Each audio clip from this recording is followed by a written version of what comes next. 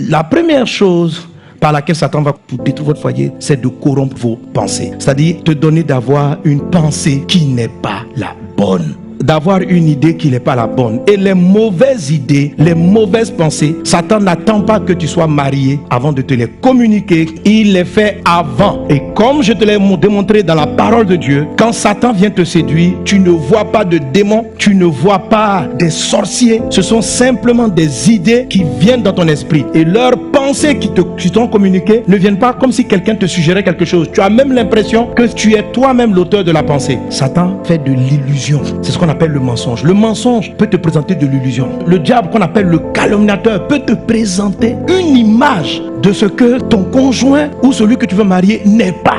Il ment, il calomnie. Quand la Bible dit, le diable a inspiré au cœur de Judas le dessein de le livrer. Dieu dit à Caïn, il dit, le péché est tapis devant ta porte, mais toi domine sur lui. Caïn est le premier meurtrier. En Jean 8, 44, il est dit que Satan est meurtrier, dans le sens que c'est Satan qui a tué Abel. Mais Satan n'a pas pris un couteau pour tuer Abel. Satan a façonné la pensée de Caïn contre son propre frère. Satan peut façonner tes pensées. C'est pourquoi la Bible dit, garde ton cœur plus que toute autre chose, parce que c'est de lui que viennent les sources de la vie. Et c'est un exercice que tu dois veiller à faire bien avant ton mariage, savoir discerner le type de pensée qui viennent du dragon, le type de pensée qui viennent du serpent, le type de pensée qui vient du diable. Même si tu ne connais pas quelle pensée attribuée à quelle personnalité de Satan, ce qui est sûr, faut différencier les pensées de Dieu des pensées du diable. Le dragon sème la peur, l'anxiété. Si tu es quelqu'un d'anxieux, tu vas paralyser ton foyer. Une femme qui a été diabolisée, lorsque la pensée est souillée, l'homme n'est pas sérieux.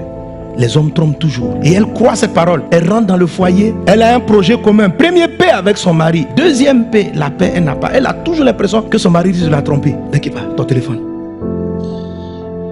Et puis quand elle lui demande même d'où tu viens, il se sent agressé. D'où viens-tu à cette heure? Et puis quand il marche la rue, tu sens qu'elle est méfiante. Elle guette toutes les soeurs de l'église. Et à des fois comme ça, après un moment donné, quand vous lui avez dit je sens plus qu'on doit venir dans cette église, c'est parce qu'elle a eu l'impression qu'une autre soeur regardait son mari. Mais cette réaction là, c'est une série de pensées, d'inquiétudes et d'angoisses qui ont été créées soit par le dragon, soit par le diable. Dieu ne sème pas l'anxiété où tu as peur, tu paniques à tout moment, tu es là. Comment des soeurs ont détruit le plan? Leur mari est pasteur, mais elles ont chassé toutes les soeurs de l'église.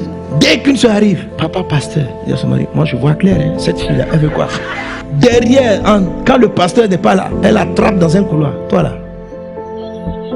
j'étais à l'œil. Ma soeur, il faut que le travail que le dragon a fait en toi, et le diable, qui te rend susceptible, inquiète du lendemain, tu es toujours là, pourquoi il rentre à cette heure, tu n'as pas confiance, Et si Satan, parce que Satan, lui, c'est lui qui fait le ciment. Le nom Satan signifie l'adversaire, c'est Satan qui bâtit la forteresse. Satan t'amène à croire au mensonge et le diable on puisse semer. Satan, lui, te fait croire au mensonge. Satan, il crée un raisonnement. Lorsque Jésus dit à Pierre, arrière de moi Satan, car tes pensées, verset 23, mais juste se retournant dit à Pierre, arrière de moi Satan. Donc l'attaque du diable que Jésus chasse ici, c'est l'attaque de Satan. Arrière de moi Satan, tu mets en scandale, car tes pensées ne sont pas les pensées de Dieu, mais celles des hommes. Alors, qu'est-ce que Satan fait? Satan crée les pensées des hommes. Vous comprenez? C'est-à-dire, Satan t'amène à avoir un raisonnement humain. Ça veut dire tout le monde aurait pensé comme toi, mais ça n'empêche que c'est une pensée satanique. Je chasse Satan, parce que la manière dont tu raisonnes, c'est comme ça tous les humains raisonnent. Donc Satan, qu'est-ce qu'il fait? Il amène à prendre un mensonge et à te faire admettre que c'est ça la vérité. Et dès que tu crois dans un mensonge, il finit par prendre place. Si au début le diable a calomnié l'espèce masculine, pour dire les hommes ne sont pas sérieux, c'est le diable, c'est un calomniateur.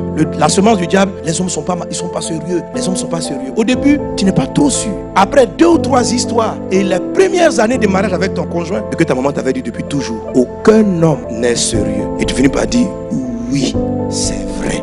Dès l'instant où tu crois que c'est vrai, tu manifestes ce qu'on appelle l'incrédulité. L'incrédulité, ce n'est pas le fait de ne pas croire en Dieu, comme certains le pensent. L'incrédulité, c'est le fait de croire au diable ou à Satan. La foi, c'est le fait d'entendre la parole de Dieu et de croire en Dieu. La maladie, parce que tu es incrédule, Dieu ne peut plus la faire partir. Et elle va finir par te tuer. Mais si tu crois dans ce que Dieu a dit, au lieu de croire dans ce que Satan a dit, ce que Dieu a dit, c'est que en mon nom, vous imposerez vos maladies seront guéries. Je suis le Dieu qui guérit. Je guéris toute maladie. Si tu crois dans ce que Jésus dit, tu as la victoire. Si tu crois dans ce que Satan dit, tu auras la défaite. Si tu crois que les hommes ne sont pas sérieux, ton mari va finir par ne pas être sérieux. Si tu crois que tous les hommes sont avares, il te sera fait selon ta foi. La particularité, c'est que les hommes transforment leurs femmes et les femmes transforment leurs maris. Parce que lorsque vous entretenez des rapports intimes, vous partagez beaucoup plus que du plaisir. Vous partagez beaucoup plus. Vous devenez un seul corps. Ce qui veut dire que ton incrédulité finit par être son incrédulité. Ta foi finit par être sa foi. Vous combinez. Tu dois croire en Dieu. Amen. Même quand ton conjoint est bizarre, ne crois pas dans ton mari. Crois en Dieu pour lui. Crois en Dieu. Ne crois pas dans l'homme. Pourquoi? Parce que la plupart des pensées humaines sont corrompues. C'est ce que Jésus a dit. Il dit, tu raisonnes comme tout le monde. Tout le monde a peur de la mort. Mais moi, Jésus, je vous explique que le grain qui tombe en terre, lorsqu'il meurt, il porte beaucoup de fruits. Si tu vas avoir beaucoup de fruits, il faut voir la mort comme étant un avantage. Toutes les pensées humaines, c'est que la mort est une défaite. La mort n'est pas toujours une défaite. La mort en Christ est un avantage. En fait, la mort en Christ, c'est une semence. Il y a une différence entre aller enterrer. Vous avez enterré et puis semer. Les deux choses sont deux trucs qui se ressemblent. Mais c'est que quand tu vas enterrer quelqu'un, tu n'attends plus qu'il sorte. Mais quand tu vas semer, dans les deux cas, on ouvre la terre et puis on met un objet ou bien un être à l'intérieur. Mais quand tu sèmes, tu t'attends à ce que tu as enterré repousse et donne du fruit en centuple. La mort d'un juste est une foi en Dieu. Tout chrétien qui croit en Jésus, même quand son couple est bizarre, il est convaincu que de cette situation, Dieu va faire sortir la vie. Satan va te faire croire que ce genre d'homme ne peut pas changer. Alors si tu es convaincu que ton conjoint ne changera jamais, il te sera fait selon ton incrédulité. Ta conscience a été souillée par le dragon. Le diable vient te dire, l'homme est mauvais. Des faits commis par ton mari. Et c'est là que je vous ai cité l'exemple de Pierre. Malgré qu'il ait dénié Jésus, Jésus n'a pas cessé de croire en lui. En quoi Jésus croyait? Pas dans la chair de Pierre. Ma soeur, mon frère, si tu veux réussir ton mariage, tu dois apprendre à voir au-delà de ce qui paraît. Ça, c'est surtout quand on est déjà marié. C'est pas la peine de divorcer. Mais quand on n'est pas marié, si tu vois que ça ne peut pas aller. Quand tu es marié, on ne divorce plus. Crois. Et Jésus va changer la chose. Donne un bon amen.